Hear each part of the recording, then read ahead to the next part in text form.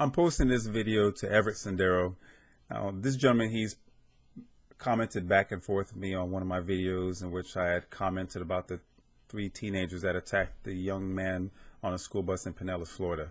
Now, with the video, the reason why I'm responding to you is because you called me out in the video expressing your feelings about some of my comments. Now, during the bantering back and forth, our palaver, you said that you felt disrespected, you felt that you were insulted, you were upset because you didn't hear the answer that you wanted to hear in your timetable. At least that's how I'm seeing it. Now, to put things in proper perspective, when I make my videos, I always try to emphasize one thing. If I feel that it's not about race, I'm not going to overly emphasize that. It's just that simple. And I always ask that if you're going to leave a comment, don't put in bullshit comments such as things about statistics and all that, because that is what people generally do, especially when they're not black. So lo and behold, I did get a lot of comments from other people about statistics as far as what black people do in terms of crime, a certain percentage what black people do. So here you go talking about statistics and about how single parenting homes leads to a broken family, this and that. You did make mention of the fact that I'm from a single parent home because I mentioned it on my video. So you gave praise to that. But at the same time, those kind of comments I feel are not necessary, because when you look at society as a whole, there are a lot of white people that have single parent homes. There are a lot of Hispanics that have single parent homes. There are a lot of Asians, Middle Easterns, what have you. But all of a sudden, when it comes to black people in single parent homes, people, generally white people, have this stigma and this negative outlook on black people coming from single parent homes.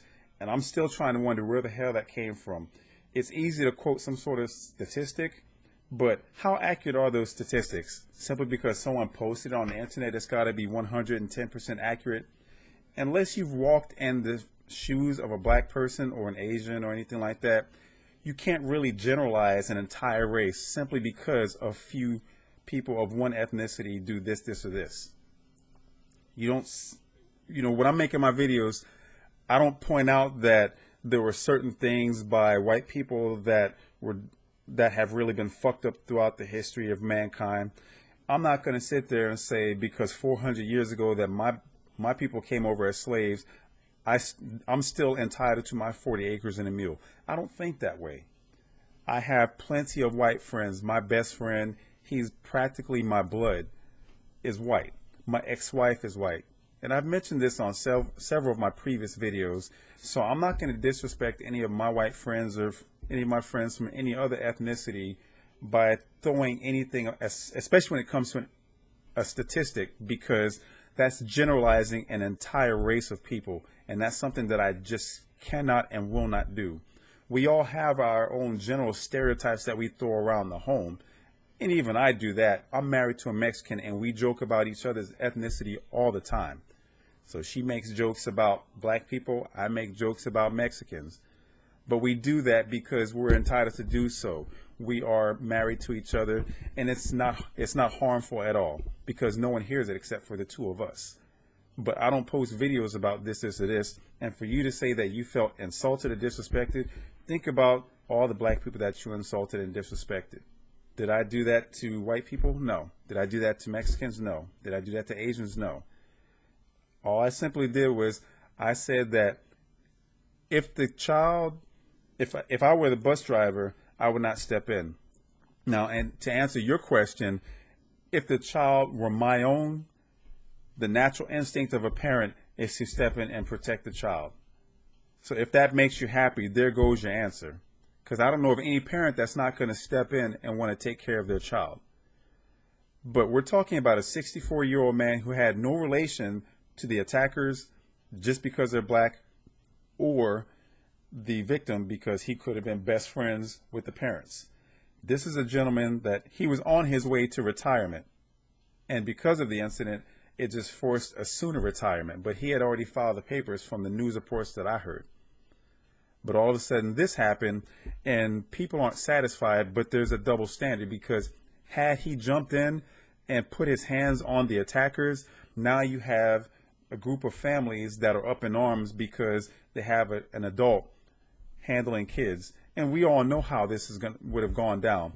They would have gotten on the news reports. They would have tried to make it out that their kids were crystal clean and innocent, never having done anything wrong. And all of a sudden, now you have got pretty much the entire country against this bus driver simply because y'all wanted him to do the right thing. He followed procedures mandated by the city to not intervene unless the situation was safe.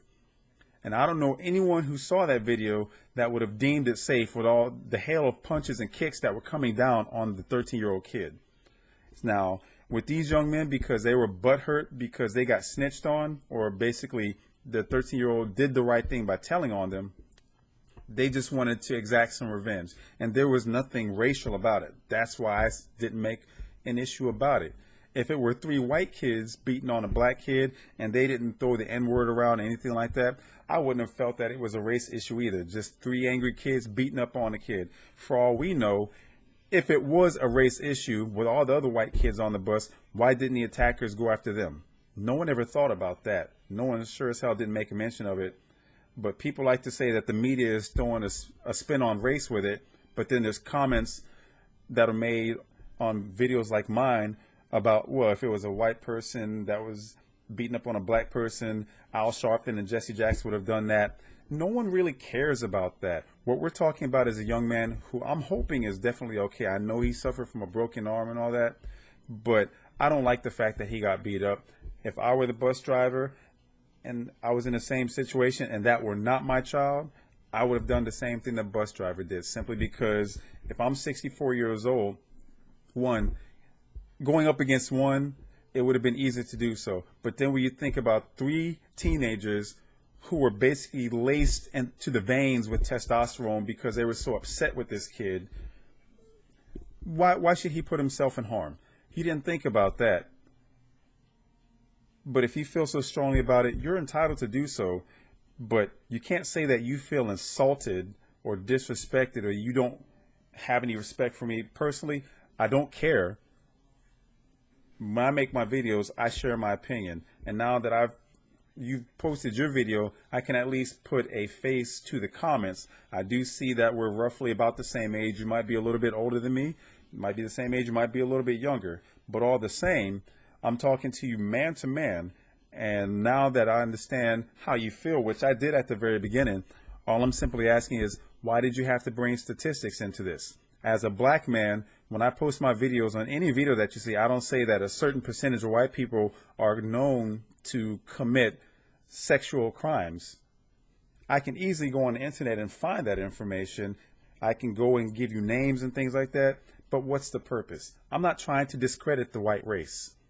I've got plenty of white friends, as I said, just like I've got friends from just about every other ethnicity. So I'm not trying to down one group of people simply because somebody fucks up. But at the same time, when people talk about blacks, I can easily do the same. But as a black man, I'm going to stand up and say, hey, why don't you think about what you're saying before you hit that post button? And that's the question that I have for you. Did you actually think about it before you posted it? Because yes, it does come off as closet racism. You know, the underhanded comments about single parenting and all that. I've got thick skin. So it really doesn't bother me because I came from a single parent household. And me and my 4 sisters, we've all come up just right. No criminal record between either one of us. And I know a lot of people from just about every other ethnicity that came up in a single parent home. And they're doing just fine as well. That's another reason why I don't try to throw one race under the bus. No pun intended. But like I said, you don't have to feel like you have to respect me. We're 2 complete strangers. We're not going to sit there and have dinner at each other's house or throw any type of invitation to go and watch a football game together. We're fellow YouTubers. I'm making my videos sharing my opinion about some of the current events that happen around the country, around the world. And no one has to agree with it. And I do leave my comments because you can express your opinion. But I do ask that when you post on my videos, if it's not an emphasis on race, don't bring it to the conversation. Typically, I will delete the comments. I'll entertain it for a little bit, but I'll always have the last word on my videos simply because I can simply block and delete the comments. But I try not to do that. So I want to thank you again for posting the video, but there was a need for me to reply in kind just to let you know how I felt. Peace.